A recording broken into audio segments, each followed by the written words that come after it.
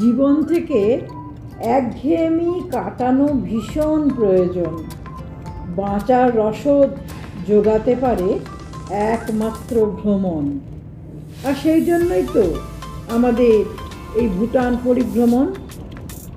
আজ 28 নভেম্বর।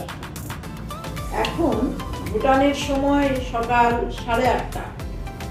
ভুটান আমাদের চেয়ে এগিয়ে রয়েছে 30 মিনিট। আমরা ব্রেকফাস্ট সেরে চলেছি চেলেলা পাসের পথে।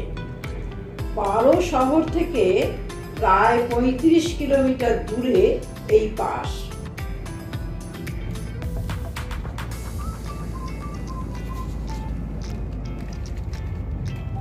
ভুটানের সর্বোচ্চ মোটরযানযোগ্য পয়েন্ট এটি।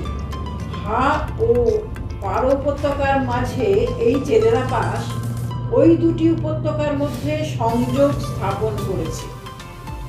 সমুদ্রপৃষ্ঠ থেকে এর উচ্চতা প্রায় 13,083 ফিট। তবে গাড়ি যাওয়ায় আমাদের ওখানে পৌঁছতে কোনো অসুবিধা নেই। ঝকঝকে রাস্তা বরাবর নিঃশব্দে ছুটছে গাড়ি। গ্রিন সিটি পারো। সত্যি যেদিকে চোখ যায় সবুজের সমারোহ। সবুজের আভরণে সুদৃশ্য পাহাড় শ্রেণী, সারিবদ্ধ পাইনের কি বাহার। নিষ্পত্র আপেল গাছগুলো এখন অবশ্য সৌন্দর্য হারিয়েছে। ক্রমশ উপরের দিকে উঠছি আমরা। যত এগিয়ে চলেছি প্রকৃতি যেন আরো বেশি সৌন্দর্যের পসরা মেলে ধরছে আমাদের চোখের সামনে। নিচের বাড়িঘর গাছপালা ভারী সুন্দর দেখাচ্ছে। অপার মুগ্ধতায় আমরা বাকরুদ্ধ। নিষ্পলক চাহনিতে কেবল চেয়ে থাকা। পৌঁছে গেছি চেলেলা পাস। দারুণ ওয়েদার আজ। রোদ ঝলমলে আকাশ। প্রচন্ড ঠান্ডা, সঙ্গে মত্ত হাওয়ার দাপট। তবে এখানকার সৌন্দর্যের কাছে হার মেনেছে ঠান্ডা। আমরা তার তোয়াক্কা না করে দারুণ এনজয় করছি।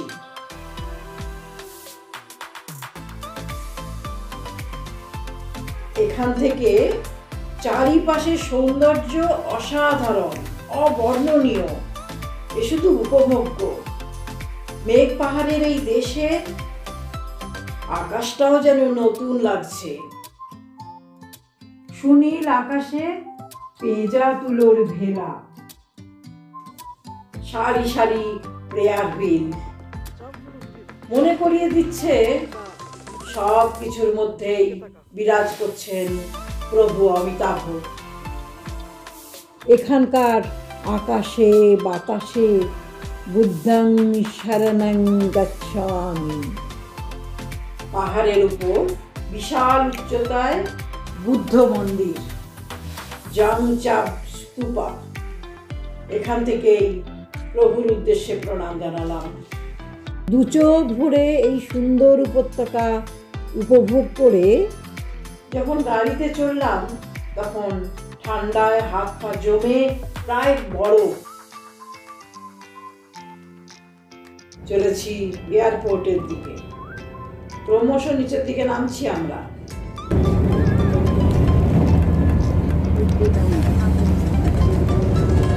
পারো ইন্টারন্যাশনাল এয়ারপোর্টের ভিউ পয়েন্টে আমরা এখন।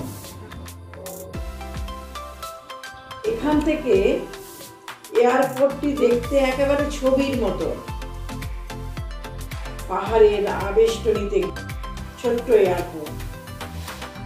পাশ দিয়ে বয়ে চলেছে প্যাঞ্চো রিভার, যা জায়গাটি সৌন্দর্য আরো বাড়িয়েছে। এই এয়ারপোর্টটিকে ডেঞ্জারাস এয়ারপোর্ট বলা হয়। চারিদিকে পাহাড় গাছপালা থাকায় দক্ষ পাইলটদের খুব সাবধানে প্লেন টেক অফ বা ল্যান্ডিং করতে হয়। আমরা যখন ছবি তুলতে ব্যস্ত, চোখে পড়ল একটি ছোট্ট প্লেন রানওয়েতে ছুটে চলেছে দূর আকাশে ডানা মেলার প্রত্যাশায়।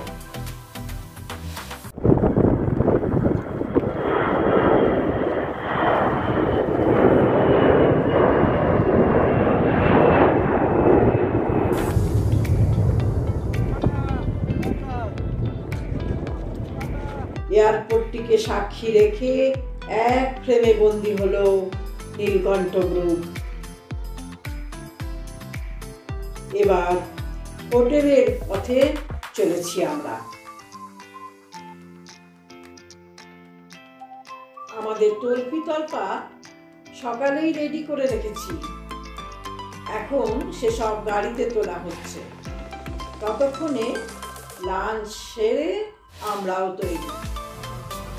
আরও কিছু দর্শনীয় দেখতে দেখতে পৌঁছে যাব ভুটানের রাজধানীতে।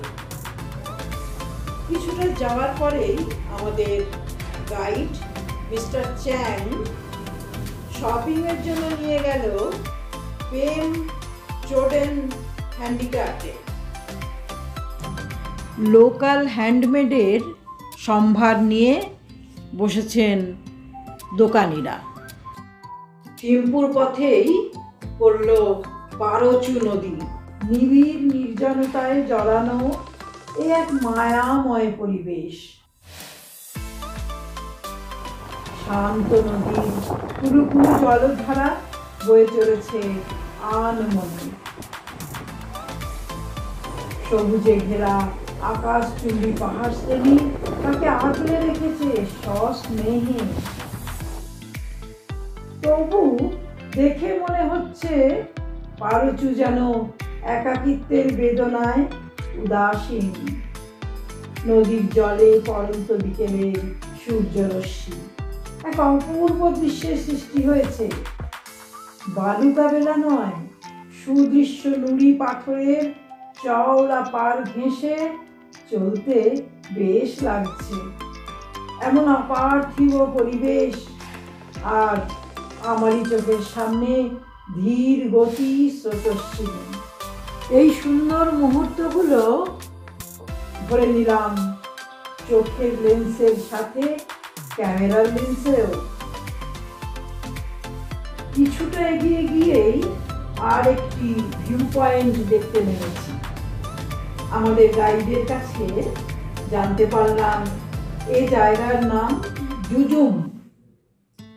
শ্যামলিমার আন্তরিকতার পরশে পাহাড় শ্রেণীর নিবিড় আলিঙ্গনে পারচু ও ওয়াংচু এই দুই নদী মিলিত হয়েছে এখানে। নাম নিয়েছে তাইওয়াং।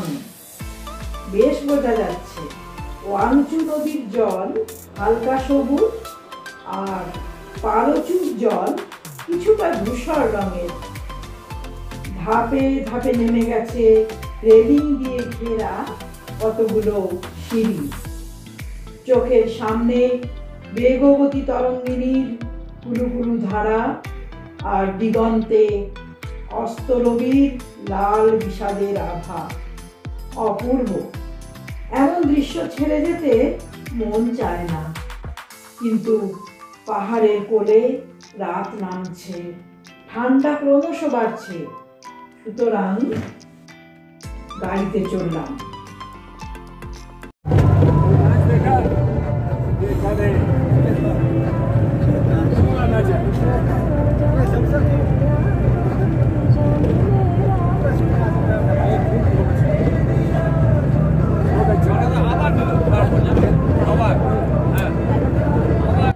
গন্তব্যের অভিমুখে ছুটে চলেছে গাড়ি।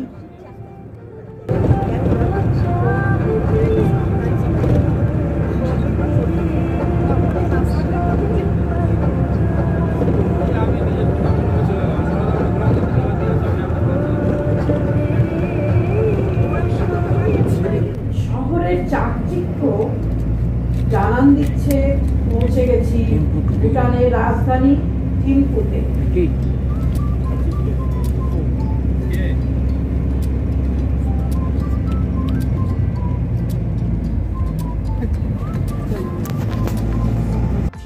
শুরুতে আমাদের আস্তানা পিসফুল রিসোর্ট। গাড়ি থেকে নামার সাথে সাথে তিনজন সুসজ্জিতা ভুটানি মহিলা আমাদের নমস্কার জানিয়ে ডাইনিং হলে নিয়ে গিয়ে ওয়েলকাম টি দিয়ে সাদর অভ্যর্থনা জানালেন।